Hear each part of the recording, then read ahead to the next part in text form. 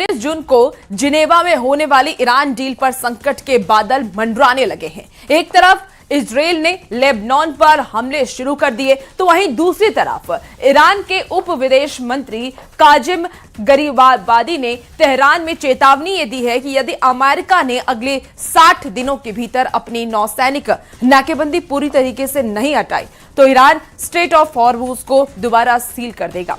और इस बयान के बाद कयास लगाए जा रहे हैं कि ईरान इस डील को ट्रंप नेतन्याहू का डबल ट्रैप मानने लगा है।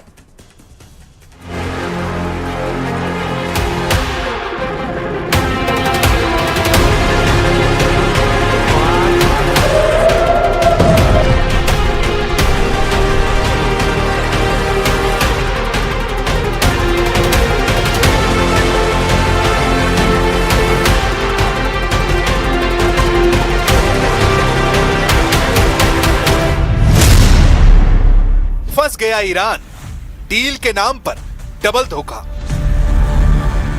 अमेरिका के राष्ट्रपति ट्रंप ने साम दाम दंड भेद से ईरान डील करने का दावा तो कर लिया है, लेकिन क्या वाकई में 19 जून को जिनेवा में ईरान की तरफ से फाइनल डील पर साइन होंगे? क्योंकि ईरान के अंदर इस डील को लेकर जो गदर और कोहराम मचा है वो बेहद हैरान करने वाला है। ईरान में किसी को भी यकीन नहीं हो रहा है कि 60 दिन बाद ईरान को अपने संवर्धित यूरेनियम पर अमेरिका के साथ एक डील करने के लिए मजबूर होना पड़ेगा। सबसे चौंकाने वाली बात यह है कि ईरान की तरफ से इस डील की पुष्टि ईरान के उप विदेश मंत्री काजिम गरीबाबादी ने की है, जबकि अमेरिका की तरफ से इस ईरानी डील का ढोल खुद अमेरिका के राष्ट्रपति ट्रंप पूरी दुनिया में पीट रहे हैं। आखिर ईरान जिस डील को अपनी जीत बता रहा है, उस डील को लेकर उसकी सुप्रीम लीडरशिप इतना शांत और ठंडा रिएक्शन क्यों दे रही है? हैरान करने वाली बात तो यह है कि जो ट्रंप दावा कर रहे हैं, ईरान से लेकर लेबनान तक युद्ध के सभी मोर्चों पर जंग रुक चुकी है। वहीं इजराइल के पीएम नेतन्याहू दावा कर रहे हैं कि उसका ईरान डील से कोई मतलब नहीं है। इजराइल के रक्षा मंत्री इजराइल कोर्ट्स ने ऐलान कर दिया है कि लेबनान से इजरायली सेना पीछे नहीं हटेगी। ऐसी स्थिति में यह कैसे कहा जा सकता है कि ईरान अमेरिका या ईरान की डबल जीत है? हम आपको दिखाने जा रहे हैं कि कैसे ईरान ट्रंप के डबल ट्रैप में फंस चुका है और ईरान के लिए यह कितने भारी पड़ने वाला है। 107 दिन बाद ईरानी डील, एक तीर से दो निशाने। अमेरिका और ईरान जंग खत्म होने के लिए शांति समझौते पर राजी हो गए हैं। अमेरिकी राष्ट्रपति ट्रंप ने 14 जून को सोशल मीडिया पर लिखा कि ईरान के साथ समझौता हो गया है। ईरान ने कहा कि अमेरिका के साथ कई महीनों की लंबी और मुश्किल बातचीत के बाद दोनों देशों ने शांति समझौते के मसौदे पर सहमति बना ली है और एमओयू को अंतिम रूप दे दिया गया है। ट्रंप ने कहा कि हॉर्मुज स्ट्रेट को फिर से खोला जाएगा और ईरानी बंदरगाहों पर अमेरिकी नौसैनिकों की नाकेबंदी हटा दी जाएगी।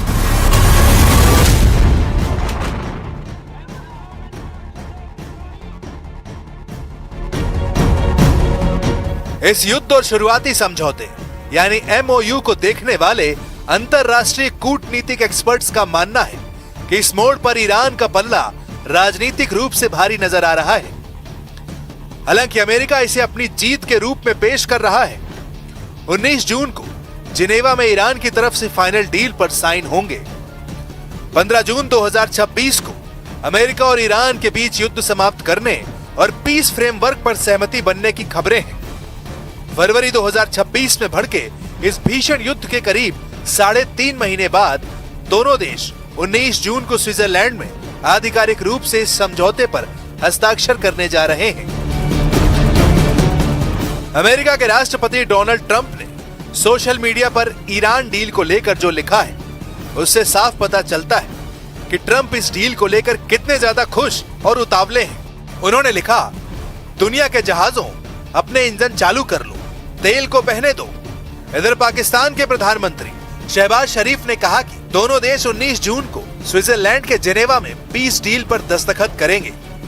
अगर ऐसा होता है तो 47 साल में तेहरान और वॉशिंगटन के बीच ये पहली हाई लेवल बैठक होगी। 24 ساعت گذشته با تحولات مهمی مواجه بودیم. نهایی شدن یادداشت تفاهم میان ایران و آمریکا برای خاتمه جنگ تحمیلی آمریکا و رژیم صهیونیستی علیه ایران در تمام جبهه‌ها به شمول لبنان تحول بسیار مهمی بود که محصول ایستادگی و مقاومت اسطوره‌ای ایرانیان در برابر تجاوز و جنایت دو بازیگر شرور و مجهز به همه امکانات مادی بود. ईरान डील में डबल धोखा, ट्रंप नेतन्याहू का डबल गेम। अमेरिका ईरान में अब जल्द ही बड़ा समझौता हो सकता है। अमेरिकी राष्ट्रपति ट्रंप ने इस बात का संकेत दे दिया है। उनका कहना है कि कुछ ही घंटों में अब अमेरिका और ईरान के बीच फाइनल डील हो सकती है। लेकिन सवाल यह है कि क्या वाकई ईरान के साथ खुले मन से समझौता करने जा रहे हैं या फिर समझौते की आड़ में ईरान के साथ सिर्फ धोखा हो रहा है। इंटरनेशनल इंटेलिजेंस के कुछ एक्सपर्ट्स इसे पूरी तरह धोखा ना मानकर ट्रंप और नेतन्याहू के एक सोची समझी चेस चाल के रूप में देख रहे हैं, जिसके पीछे गणित हो सकता है। ट्रंप दुनिया के सामने शांति दूत की इमेज बना रहे हैं, दुनिया के लिए हारमूज खुलवा रहे हैं, जबकि नेतन्याहू बैड कॉप की भूमिका में रहकर लेबनान से लेकर ईरान तक हमले की खुली छूट का दावा कर रहे हैं। डील के तहत 60 दिन में परमाणु स्टॉक नष्ट करना है। अगर ईरान अपने डील से मुकरा तो ट्रंप को दोबारा से नैतिक और लीगल आधार मिल जाएगा और वो ईरान को तबाह कर डालेंगे।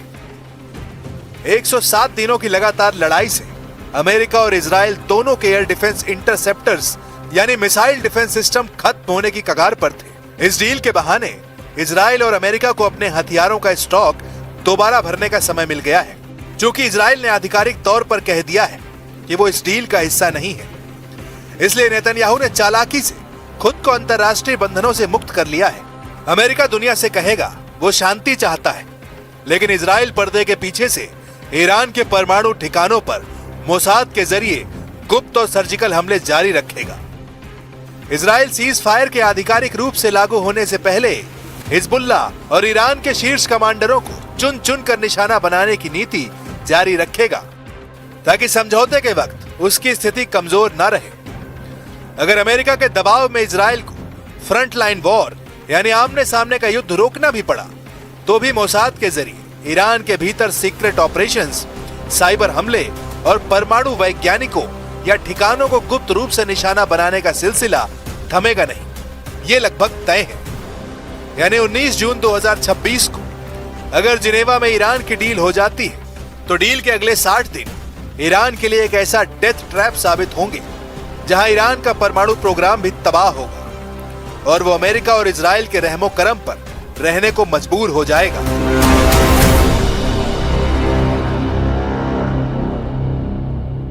There is no doubt that this agreement is seen as very bad by the majority of the Israeli public. It will definitely damage Netanyahu's standing as somebody who is extremely skilled in both negotiations and relations with the Americans and security, because from both perspectives, things are not looking good. Netanyahu की सरकार में शामिल बेनज़ीर जैसे कट्टरपंथी नेता इस cease fire के खिलाफ सरकार गिराने तक की धमकी दे सकते हैं। नेतन्याहू का पूरा जोर अब ये रहेगा कि वो ट्रंप से इस बात की लिखित गारंटी लें कि अगले 60 दिनों में अगर ईरान ने परमाणु संवर्धन बंद नहीं किया, तो अमेरिका दोबारा ईरान पर प्रतिबंध लगाएगा। अब ऐसी स्थिति में देखना होगा क्या डील ईरान की जीत साबित होगी या फिर ट्रंप की ऐसी गहरी चाल जो हमेशा के लिए ईरान को तबाह और बर्बाद कर देगी।